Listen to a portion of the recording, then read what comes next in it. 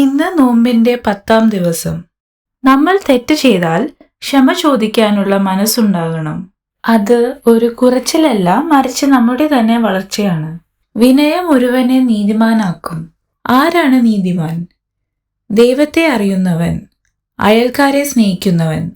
ആരാണ് അയൽക്കാരൻ? നിന്റെ സഹായം ആവശ്യമുള്ളവൻ. പണ്ട് റോമിൽ ധനികർക്കിടയിൽ ഒരു സംസ്കാരം ഉണ്ടായിരുന്നത്രേ. ഭക്ഷണം കഴിച്ച് വയറ് നിറയുമ്പോൾ ഛർദ്ദിച്ചു കളയും, എന്നിട്ട് വീണ്ടും കഴിക്കും. പെരുന്നാൾ വരുമ്പോൾ പലവിധ ഭക്ഷണം കൊണ്ട് നമ്മുടെ മേശ നിറയും. അത് കഴിച്ച് നമ്മുടെ വയറും മനസ്സും നിറയും. ആരെങ്കിലും കഴിക്കാതെ ഇരിക്കുന്നുണ്ടോ എന്നൊന്ന് അറിയാൻ ശ്രമിക്കാം. അത്താഴ പട്ടിണിക്കാരുണ്ടോ എന്ന് ചോദിച്ചിരുന്ന സംസ്കാരം ഉണ്ടായിരുന്നു കേരളത്തിൽ. അധികമുള്ള ഭക്ഷണം ആവശ്യമുള്ളവർക്ക് പങ്കുവെക്കാൻ മനസ്സുണ്ടാകണം. ഭക്ഷണം പങ്കുവെക്കുമ്പോൾ സ്നേഹമാണ് പങ്കുവെക്കുന്നത്, ഒപ്പം ദൈവത്തെയും.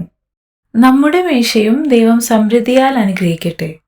പങ്കുവെക്കുമ്പോൾ ദൈവം നമ്മെ അനുഗ്രഹിക്കുകയും സമാധാനം നൽകുകയും ചെയ്യും.